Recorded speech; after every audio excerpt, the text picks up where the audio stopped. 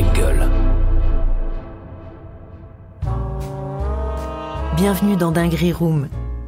Cet été, pas de nouvel épisode, mais en attendant de se retrouver à la rentrée, retour sur quelques moments forts partagés avec des passionnés qui nous ont régalés cette année. Extrait de la Dinguerie Room de celui pour qui le stand-up est un art et qui prend autant de plaisir à jouer dans les comédie clubs que de remplir des zéniths. Gad Elmaleh. Disons, ton challenge, c'est 5 minutes au Cellar. Tu prends une équipe, tu dis, il faut que j'arrive à faire 5 minutes au Cellar. Et moi, j'avais dit à tout le monde, je vais faire 5 minutes au Cellar. Donc, c'est monté en toupie. Je sais pas comment c'est arrivé, ce truc-là. T'es obligé de le faire. J'étais coincé. J'ai un peu coincé le Cellar aussi la première fois. J'ai dit, j'ai une équipe française. J'avais le crédit du côté un peu, genre, je suis très connu aux États-Unis aussi, tu vois. En France, pardon. Donc, il y a tout ce mélange. Et là, la première fois de ma vie que je vais jouer 5 minutes d'essai, de test, mais vraiment, test, il y a quelqu'un, il y a le public. Il y a le public, non, il y a tout. Elle, Esti, la bouqueuse, elle auditionne en public. Elle descend, sur les 5 minutes, elle reste soit 1 minute, soit 2 minutes, soit 3 minutes. Et t'es terrorifié parce je l'adore maintenant, c'est ma pote, mais elle a l'air méchante, alors c'est la femme la plus gentille du monde, mais c'est un personnage, quoi. Et c'est vraiment méchante, elle dans Crashing, dans la série Crashing sur OCS. Ouais. C'est elle. Ouais, c'est elle. Je pensais que c'était une comédienne. Non, c'est elle. Wow. Et alors, après, on me dit, tu vas jouer. C'est pas que j'ai pas le trac, mais je suis un peu ivre de ça. Donc, je me prépare. J'arrive. Et tu sais, il y a aux États-Unis, comme il peut y avoir un peu en France, les fameux drop-in. Genre, il y a un mec qui arrive. Je sais pas, il y a Kevin Hart qui arrive. Alors, t'as les mots qui reviennent, c'est drop-in, ça veut dire il apparaît par surprise. Donc, c'est des vedettes de là-bas qui arrivent. De là-bas, sans avertir, bien sûr. Ouais. D'ailleurs, devant les comédie clubs, tu as toujours des espèces de petits plots pour que les stars se garent au cas où elles viennent. Tu vois, c'est te dire dans la culture, tu vois. Et en fait, tu as le drop-in, et s'il y a un drop-in comme ils disent, c'est-à-dire on va appeler ça une apparition surprise, ça fait cabaret, c'est autre chose. C'est une apparition surprise.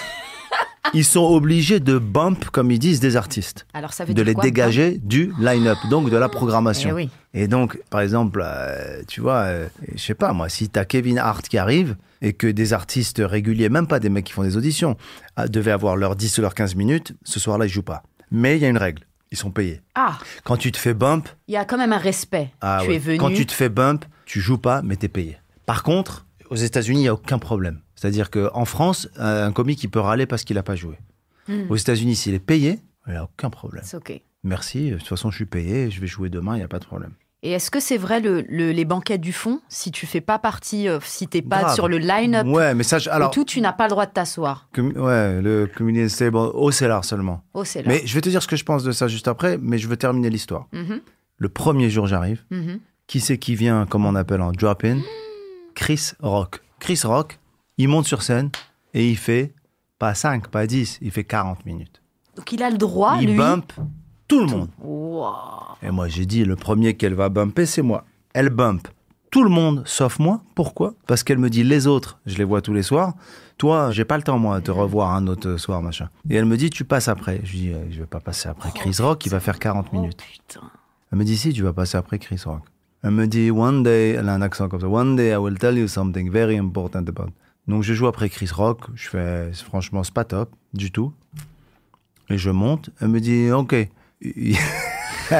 Elle me dit, you had 5 minutes on stage, and you have 1 minute of jokes, et le reste, c'est de la présence. Elle m'a dit, tu étais présent 5 minutes, mais t'as 1 minute solide. Wow. Non, mais j'ai pas de problème, je trouve ça bien, je dis, je vais travailler. C'est constructif.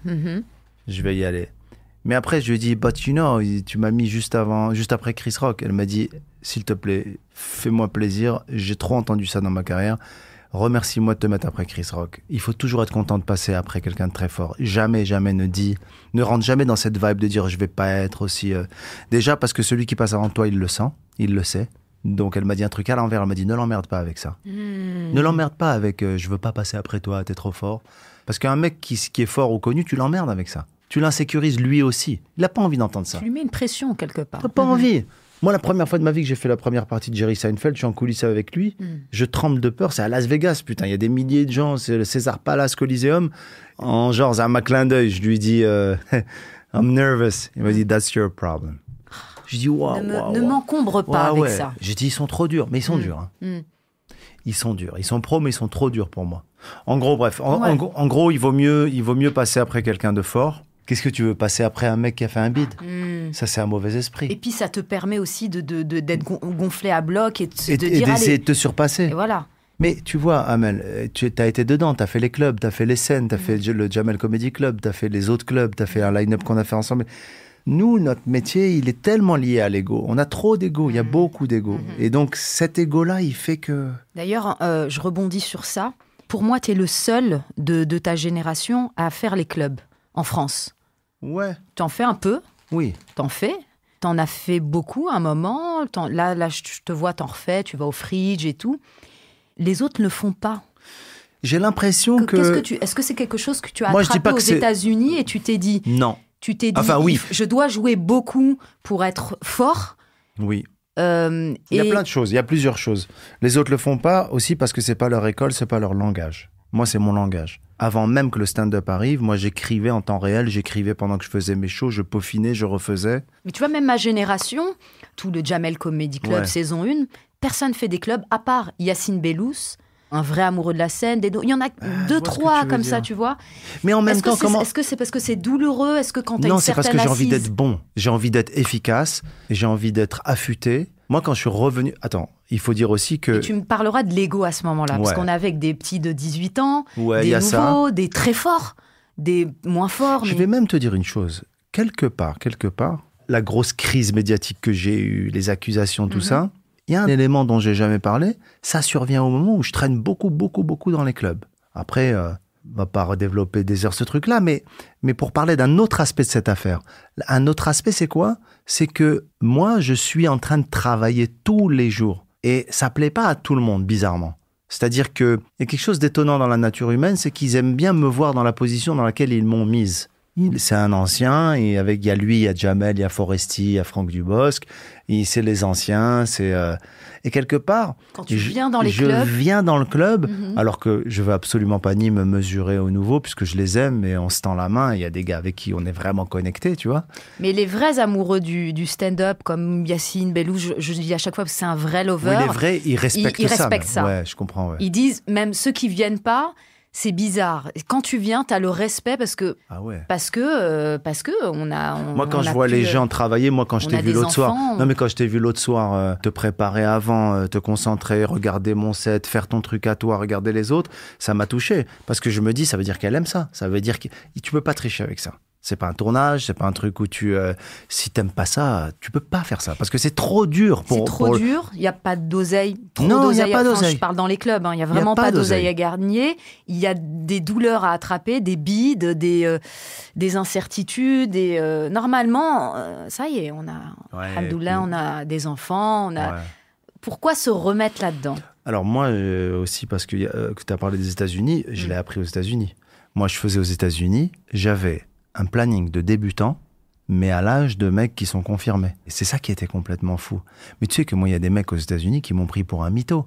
Parce qu'il y en a qui ne savaient pas que j'étais connu en France. Imagine, les premières fois que je fais des sets au Cellar, je suis payé 100 balles, et je leur dis, est-ce que vous voulez venir boire un verre à la maison? Moi, maintenant, à New York, j'ai un appart, et j'en suis fier, mais un appart, t'as une vue sur tout New York. De quelqu'un qui a bien travaillé dans sa vie et qui a... Mais eux, ils rentrent dans l'appart, ils savent que j'ai touché comme eux. 100 balles. Ils disent, ce gars-là, il vend de la drogue ou il y a un problème. Il y a un truc...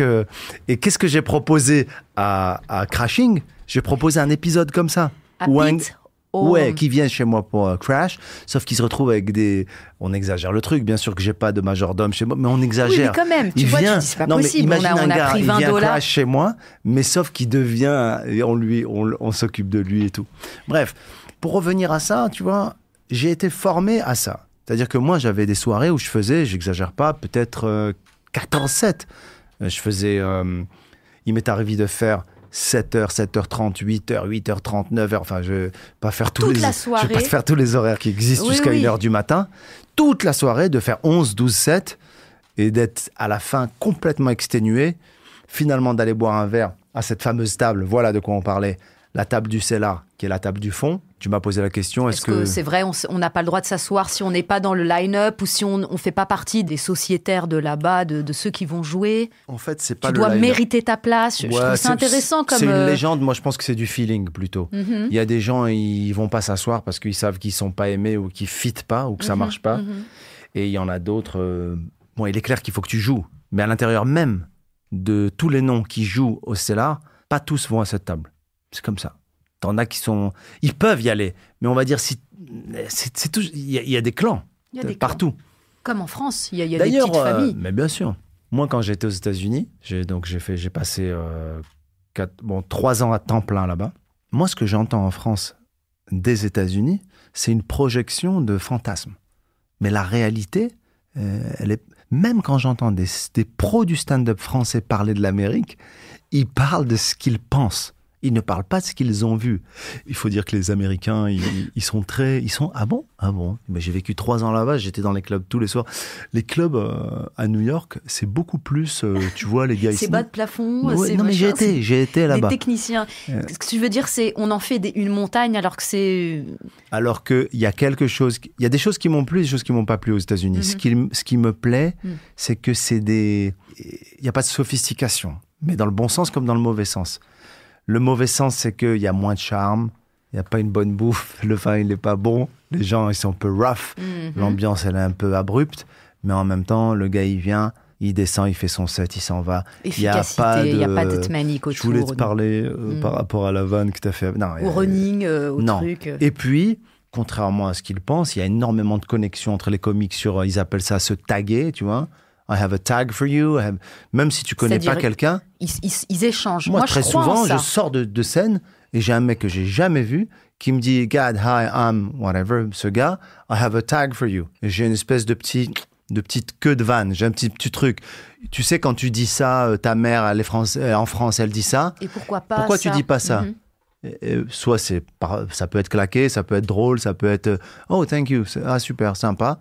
Et puis moi aussi, je peux me permettre. Là, il y a pas trop d'ego là-dessus, moi, je trouve. En France, tu peux pas te permettre de trop parler avec les gens, avec les gens que tu connais. Mais encore une fois, c'est avec les vrais. Ceux qui retroussent les manches et qui vont au boulot et qui n'ont pas une posture par rapport au stand-up, moi, je pense que tu peux tout leur dire. Tu peux échanger. Mais ceux pour qui c'est une posture, moi déjà, je pense que le stand-up, comme quand le hip-hop est arrivé, c'est un art populaire au sens profond du terme. C'est un art d'ouverture, c'est un art d'expression, c'est un art de célébration de la vie, d'observation. Il ne peut pas avoir de posture. Il ne peut pas avoir, moi, la manière dont je fonctionne, ou alors ce que je vois, moi, plus. C'est tout sauf excluant. Ouais, complètement. Et puis, tu vois, par exemple, il n'existe pas aux États-Unis de style de line-up. Ça n'existe qu'en France. Oui. Moi, je n'ai jamais vu ça. Je te jure, j'ai joué dans des clubs, vraiment. J'ai joué dans les gros clubs de Chicago, qui est une vraiment scène comique avec Second City, tout ça. J'ai joué à New York, j'ai joué à Los Angeles, j'ai joué à Laugh Factory, j'ai joué à Comedy Store, j'ai joué à Largo, j'ai joué à Hermosa Beach, là où il y a... Je te jure, dans les line-up... Les line-up, c'est une liste d'humoristes les uns après les autres. Voilà, c'est ça, programmation. Le line-up. Une programmation. Tu peux avoir... un mec, il fait de l'absurde pointu. Juste derrière, il y a un gars, il fait du visuel chelou. Juste après, il y a... En fait, qui décide de ça? C'est plus naturel et organique. On sait que la factory, c'est un petit peu... En France, on va appeler ça poète-poète, un peu... C'est le public. Il y a des publics. C'est comme en France. Le Trévise, la scène ouverte du Trévise, qui est peut-être maintenant un peu plus ancienne. Le Fridge. C'est-à-dire que tu vas plus trouver un... et c'est pas grave, et c'est comme ça. Grave, ouais. Par exemple, la Factory à Los Angeles, tu peux avoir un quart de touristes qui vient. Et sur le même boulevard, il n'y aura pas ça au Comedy Store. De la même manière qu'à Paris. Mais ça, c'est plus une forme de vibe qui existe. Mais dans le line-up, ça n'existe pas. Je sais pas comment dire. Il faut, ce que m'avait dit le patron du Comedy Cellar, Noam, il m'a dit, mon père qui a créé le Cellar, il voulait qu'une seule chose. Ne jamais dire ce qu'il pensait du comique, mais est-ce qu'il avait fait rire ou pas? Et à chaque fois qu'il avait fait rire, il disait « We need this guy ». We need this guy. Et pourquoi? Je vais aller plus loin. Même le côté abrupt du business. Alors je lui disais « Mais pourquoi ?» Il disait « Pour vendre la bouffe ». Parce que si les gens rient fort, ils vont vendre de la bouffe, de la boisson. Alors ça paraîtrait, c'est comme ça, mercantile. Mais c'est comme ça que se sont créés les premiers comedy clubs. Et en fait, parfois en France, on va plus prendre quelqu'un parce que c'est une posture. On va dire, tiens, il y a lui... En ce moment, il passe à la télé, en ce moment, il y a lui... Alors qu'il est radical, il est efficace. Moi, je ne crois qu'à une chose, c'est les gens qui sont drôles. Drôles ou pas drôles. Retrouvez l'épisode complet sur toutes les plateformes d'écoute et sur dingueryroom.fm. Dinguery Room est un podcast original Angle, présenté par Amel Chabi.